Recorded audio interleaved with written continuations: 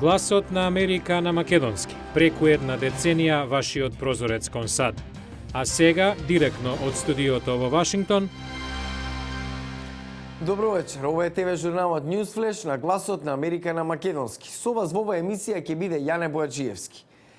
Вечерва американскиот претседател ги сведува сметките пред нацијата. Во редовното годишно обраќање во Конгресот, како што најавуваат од Белата куќа, Барак Обама ќе даде визија за економијата на долгорочен план. Со ова ги започнуваме вестите.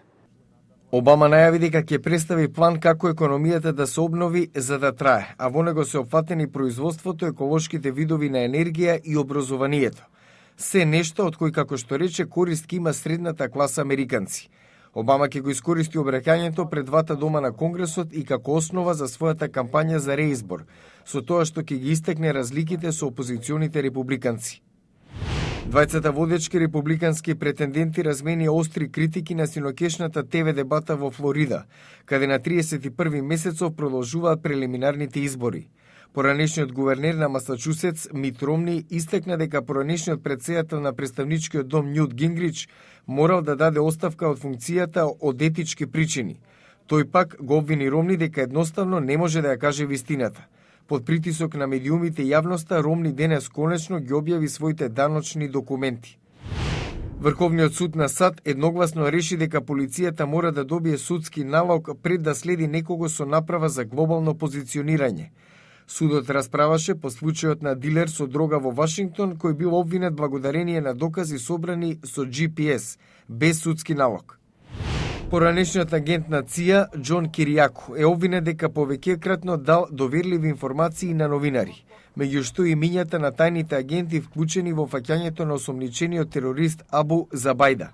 Киријако би можел да добие 30 години затвор, доколку биде осуден за виновен. Филмот Хуго на режисерот Мартин Скорсезе доби 11 номинации за Оскар, меѓу кои за најдобар филм. Францускиот артист, пак што е снимен во стилот на немите филмови од минатото, доби 10 и еден од најсериозните кандидати за категоријата најдобар филм. Земјата во моментов е на удар на најголемата сончева бура во последните 7 години, но тоа не представува закана по животот на планетата. Националната метеоролошка служба објави дека експлозијата од сончева радијација би можела да попречи дел од сателитските и електронски комуникации кои ќе го достигне својот врв во четврток. А спроти вечерашното обраќање на Обама до нацијата во Конгресот, на претседателот не може да му се оспори еден факт.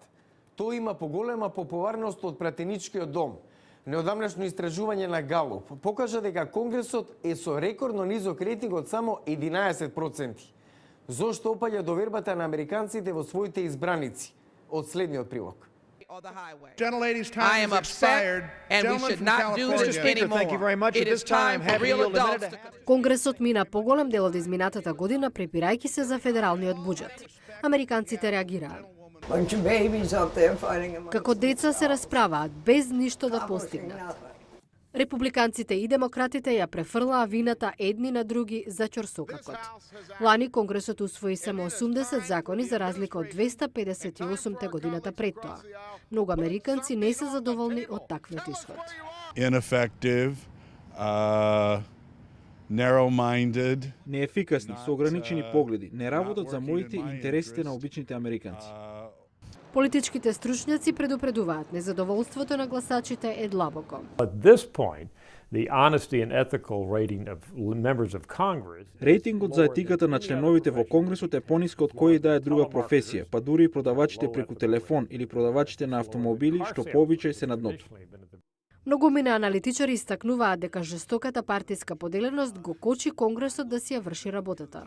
We have two parties that are more polarized in terms of different ideologies. Две партии со крајно поларизирани идеологии и приоритети за разлика од претходните децении. Тешко е да ги натерате републиканците и демократите да се договорат за нешто. Гласачите ќе имаат шанса да кажат што мислат за Конгресот на изборите во ноември, кога со дадениот глас може да ги сменат постојаните и да најдат нови за кои сметаат дека подобро би ги представувале. Обединетите нации тврдат дека во светот има доволно чиста вода за сите жители. Сепак, речиси 1,6 милиарди луѓе живеат без доволно водни ресурси. поради несоодветна инфраструктура, неравноправна распределба или недомакинска потрошувачка. Во сојузната држава Калифорнија, организацијата Добро сторено се обидува да го исправи ова на креативен начин. Во седиштето на Добро сторено во Сан Франциско, дизајнерите креираат разни логоа и интернет дизајни со која шират пораката дека многу луѓе во светот се без чиста вода. Джош То е кооснивач на организацијата, чие име е игра на зборови и може да се преведе и како изграден бунар. Луѓето велат за водата е потребно да се образува населението како да ја користи. Потребни се санитарни јазли, инфраструктура, но без пристап до чиста вода нема ништо од тоа. Вртејќи го вниманието на значителната потрошувачка на вода во САД, организацијата започнала програма наречена Вода за вода. Преку неа компании и поединци се согласуваат да ја намалат потрошувачката на вода, а паричната заштеда во сметките да ја пренасочат во проекти за чиста вода на Добро сторено. Со тие пари организацијата промовира изградба на бунари во Африка и Јужна Азија, каде недостатокот на вода е најизразен. То и Джим Јун, сооснивачите на Добро сторено, се запознале на коледж. По дипломирањето заминале на црковна мисија во Гана, каде од прва рака се увериле колку е голем проблемот. Виделе како деца пијат таблети против маларија со нечиста вода. Водата што ја користеа за таблетите само прави да се разболат уште повеќе. Добро сторено може да се пофали со 70 завршени проекти, од кои корист имаат над 10.000 луѓе. Што го кочи официјален Вашингтон?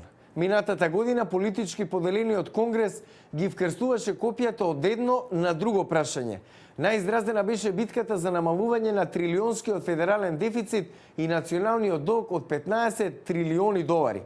Гледајте утре во Newsflash. Фискална битка или ќорсокак? Намалувањето на националниот долг и федералниот дефицит, жртва на политичките поделби во Вашингтон. Гледате во утрешната емисија. Го гледавте Newsflash на гласот на Америка на македонски. Јас сум Јане Бојаджиевски од студиото во Вашингтон. За најнови содржини посетете и нашата веб страница glasnaamerika.com. Пријатна вечер. Се гледаме утре.